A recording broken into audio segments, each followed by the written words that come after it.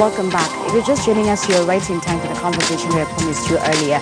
Do you want to start a new business, or you're trying to figure out how is it that I can grow my small business? Well, that's what we want to discuss. So I hope, first of all, I'm hoping that our phone lines will be open so you can also participate in this conversation. Nevertheless, you can tweet us at KTN News at @Zinzi_K to help us dive into this conversation and perhaps help us understand what it is that we can do to empower our small businesses, the do's and the don'ts, and what to do when it comes to that. I have Naomi Kirungu. She is the Centonomy Entrepreneur Program Manager. Naomi, it's so good to have you this morning. Thanks for having me.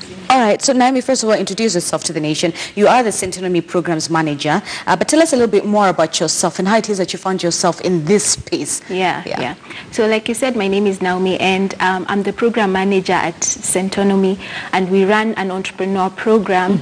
And basically what we do is we coach entrepreneurs. We coach them on how to start their businesses, how to grow their businesses, how to scale their businesses.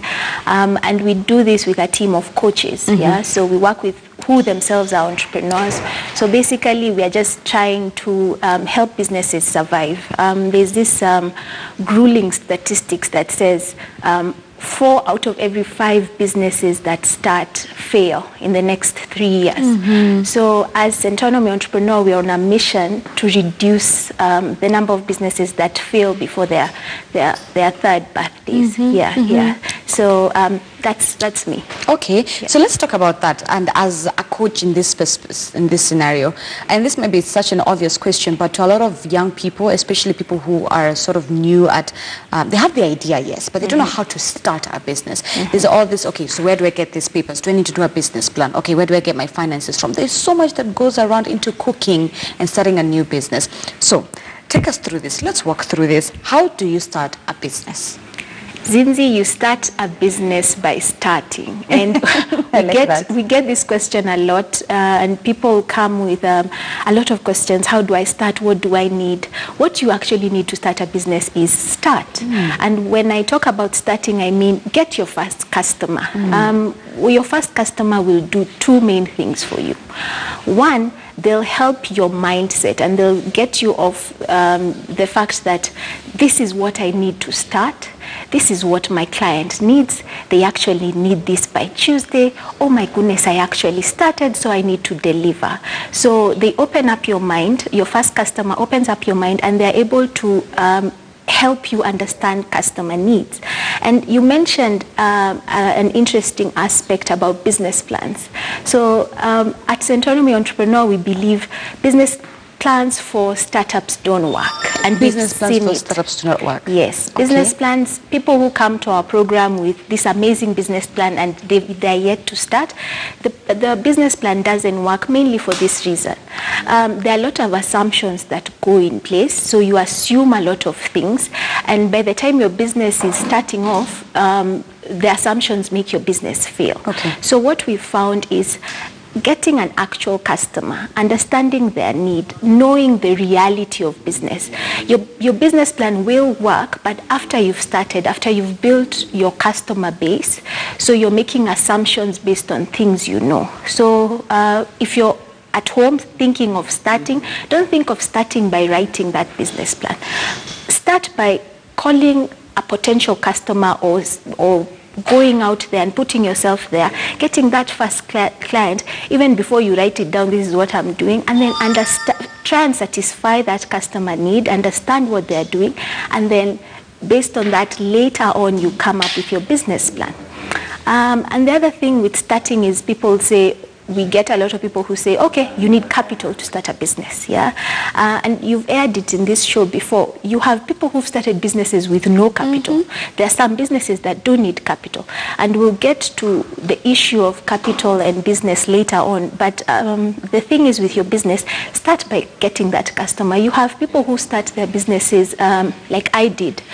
You start your businesses with credit, so you say, I'm going to do this. I identify a particular supplier, and then based on that, I satisfy this customer needs, and then when I've figured it out what I'm doing, I come and pay. Okay, so starting on credit, how can you understand that? Yes. What do we mean by you can start a business on credit? Is that like borrowing? Yes. So Let me give you an example. I was interacting with Peter the other day he is in the Centonomy community. And Peter started a chapati business. Oh, wow. And he said, this is how he started. He always thought that this area of mine needs chapatis. So he decided to go to the shopkeeper near his estate, and get flour and cooking oil, and it costed him 560. But because he had a rapport with the shopkeeper, that shopkeeper gave him those goods on credit.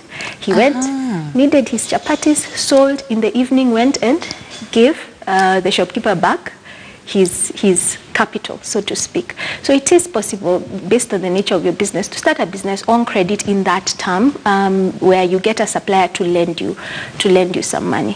So back to the initial question of how you start a business, just start.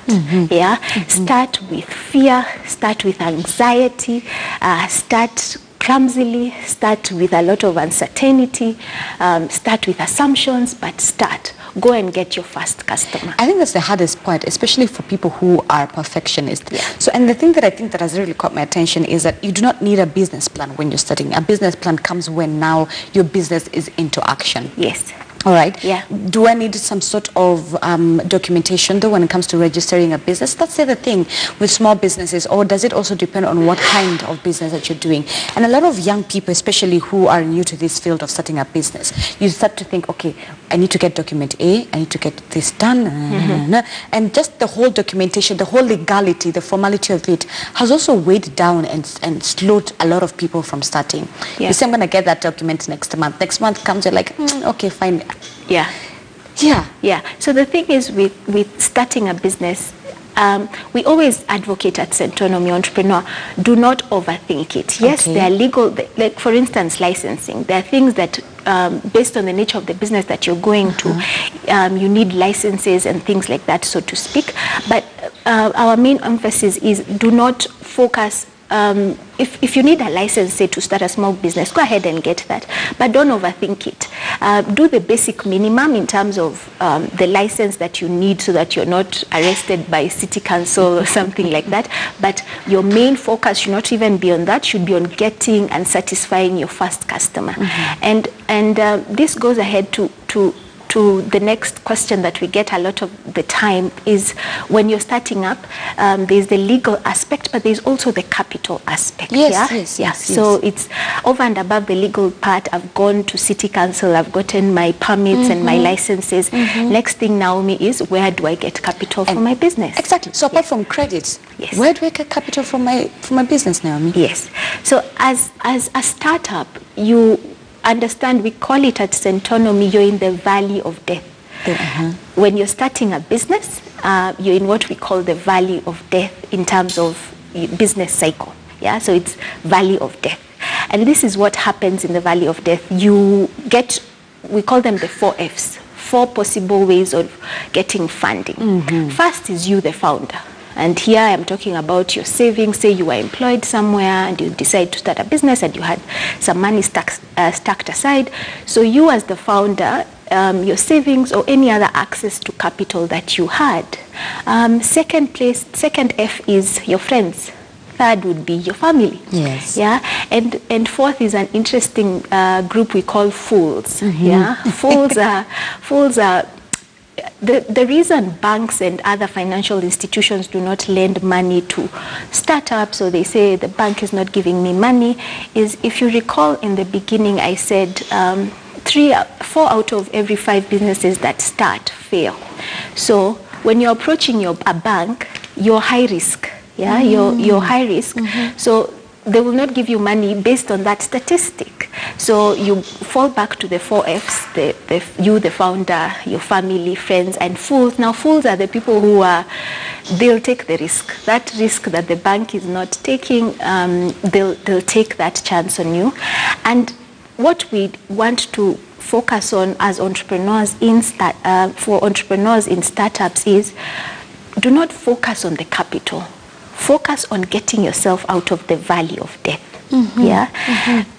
Once you've gotten and grown your business and these 4 Fs can no longer supply the finances that you need, your savings run out, your friends run out of money to give you, your family say, we are not giving you any more money, and the fools are no longer picking your calls. Yeah, when you've gotten to that point of getting other sources of capital, what you as an entrepreneur needs to focus on is getting yourself out of the valley of death.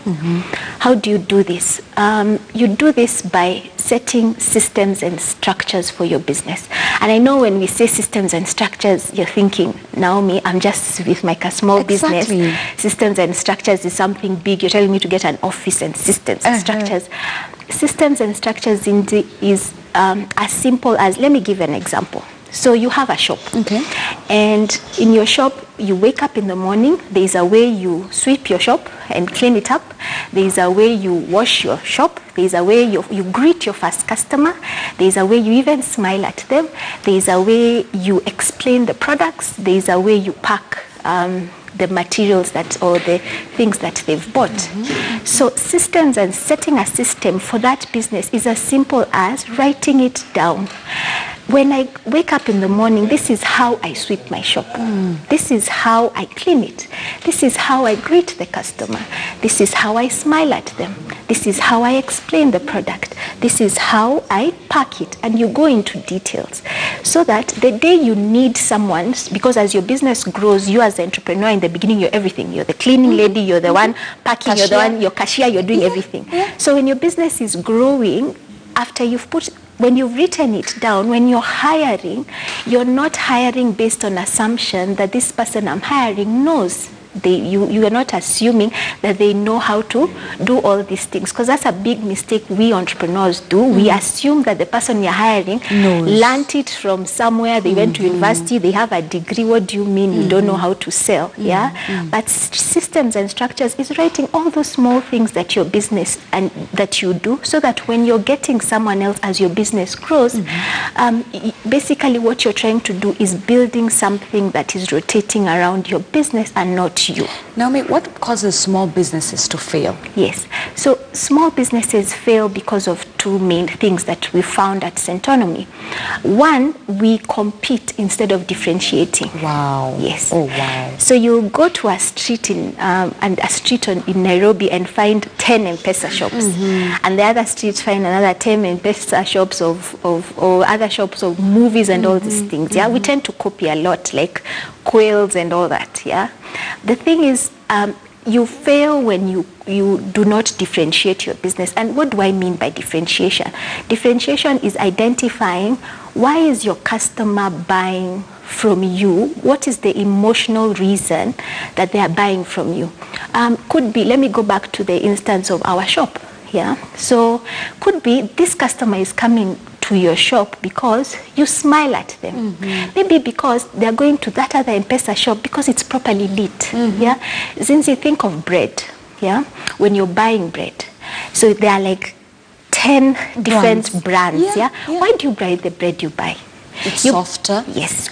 I buy maybe because it's cheaper, maybe because I think it's healthier. The ingredients in that bread are better. Maybe I trust that brand. Every time I go there, it's there. So the reason why we buy is never about the thing we are selling. We buy emotionally. We buy, there's something else other than the product we are buying. And you have to translate that to your small business. And I did do research and find out, why is the customer buying from me? Other than the shoes I'm selling, for instance, or the bags I'm selling. Why are they coming to my shop? Or why are they not? Why are they going to that other person's shop? Yeah. Once you find that differentiator factor, what you begin to do is build on it. Yeah. So if they were coming to your shop, Zinzi, because of the light, imagine get more lights and find out how can I build on this. If they're coming to your shop because it's clean, make your shop the cleanest shop on the street. If they're coming there because of the way you smile, make sure the only people you employ in your shop are people who know how to smile, so that even when you're interviewing, you're just interviewing for a smile. For a smile. Okay. Yeah. And those are the X factors that make your business stand out. Yes, those are the things that begin to make your business not to fail. Another thing, let me mention, it would be another reason why businesses fail is we tend as entrepreneurs when we are starting, because you're trying to make ends meet. You're trying to meet bills. Right. So what we tend to do, we have one customer and we think, okay, if I have one customer and he's bringing in 5,000, so if I have 10, that is 50,000. So what we do is we stop focusing on this one customer that we have. We move our mission to getting more customers. And what that does, we give this customer mediocre service, mainly because we are just busy trying to get more, because it's a tag and pull of business. You're always trying to keep afloat when you're starting out. So what I challenge people to do, what we challenge people to do at Centonomy is, don't focus on building your customer base as a startup.